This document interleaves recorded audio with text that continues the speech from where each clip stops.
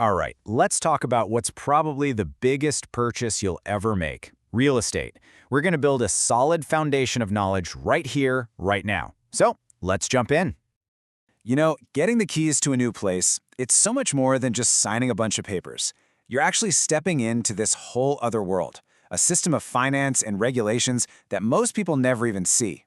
And today, we're going to pull back that curtain. Honestly, you can think of it like a game with a very specific rule book. And once you know those rules, you can play with a ton of confidence. So, what do you say? You ready to learn the plays? Let's do this.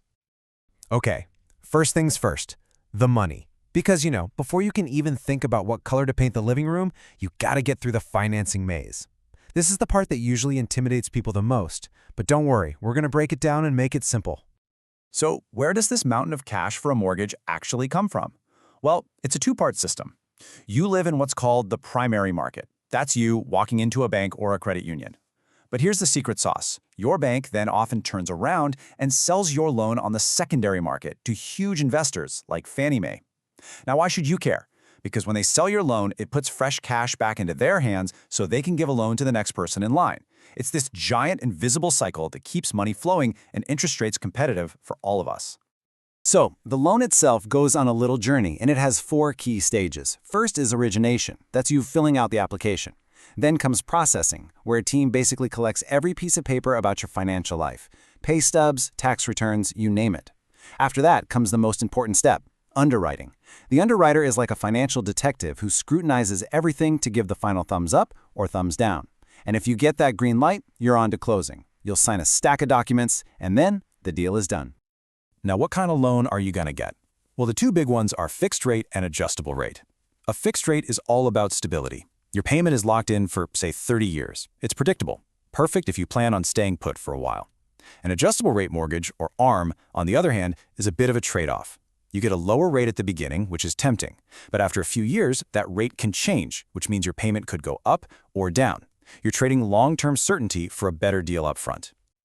Okay, let's talk about a 3-letter term that basically runs the whole show: LTV, or loan to value.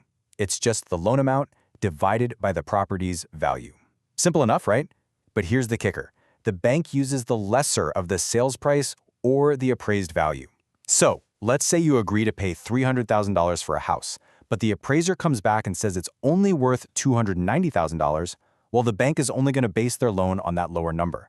That means you have to come up with that extra 10 grand out of your own pocket. And that LTV ratio leads directly to something you've almost definitely heard of: PMI. If you put down 20%, your LTV is 80%. The bank sees you as a safe bet, no PMI needed. But if you only put down 5%, your LTV is 95%. To the bank, that's a much bigger risk. So to protect themselves, they make you pay for private mortgage insurance. It's an extra fee on your monthly payment. And let's be crystal clear about this. PMI protects the lender if you can't pay. It does not protect you.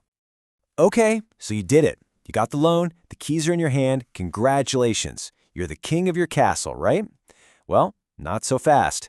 Turns out, owning property comes with a whole other rule book, one that dictates what you can and can't do with your land.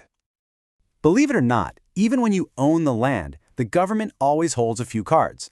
They keep 4 fundamental rights for themselves. A really easy way to remember them is the acronym PEAT: police power, eminent domain, taxation, and escheat. These are the ultimate rules of the game, no matter who you are. Police power is the big one we deal with every day. And the best example is zoning. Zoning is the reason a noisy factory can't just pop up in the middle of your quiet neighborhood.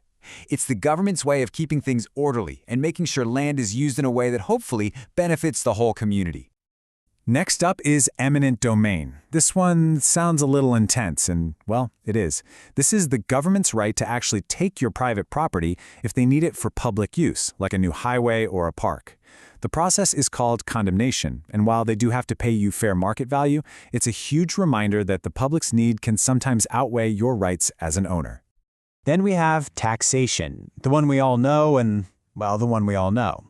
Property taxes are ad valorem, which is just a fancy way of saying they're based on your home's value. They pay for schools, firefighters, all that good stuff. But here's the crucial part. A property tax lien has the highest priority of any debt. If you stop paying, the government gets its money back before anybody else, even your mortgage company. And last, we have a sheet. This is kind of the government's ultimate safety net. If a property owner dies without a will and has zero heirs, absolutely no one to leave the property to, the state takes it back. It sounds weird, but it's a way to make sure no piece of land ever becomes ownerless and, you guessed it, untaxed. Now, what's so interesting here is that it's not just the government making all the rules. You also have private controls. This quote is a perfect example of a deed restriction or an HOA rule. And these can control everything from what color you can paint your front door to whether you're allowed to have a shed in the backyard. So you have to play by two sets of rules, public and private. Okay, so beyond the money and the land rules, being a responsible homeowner also means being aware of the physical property itself, especially when it comes to environmental stuff that could be hiding in plain sight. All right, I want you to burn 1 year into your memory, 1978. That's the year the federal government banned lead-based paint in houses. It's a serious health hazard. So now if you're buying a home built before 1978, the seller is required by law to give you a disclosure form about it. Now, they don't have to test for it or get rid of it, but they must tell you it might be there. After that, the ball is in your court. Here's another term you should definitely know: brownfield. Just picture an old, abandoned gas station or a deserted factory. That land is a brownfield. It's a site that's sitting empty because there's a real, or even just a perceived, risk of environmental contamination. Developers get scared off because cleanup can be insanely expensive, so these properties can sit vacant for years. And that makes you think, doesn't it? As cities are constantly growing and changing, could that cool new condo building you're eyeing be built on land that used to be a brownfield? It just goes to show how important it is to do your homework and really understand the history of a property before you fall in love with it. So, we have been on quite a journey. We've gone through the money maze, we've decoded the property rulebook, and we've talked about what it means to own responsibly. Let's put it all together and see how you go from just a hopeful buyer to a truly empowered homeowner.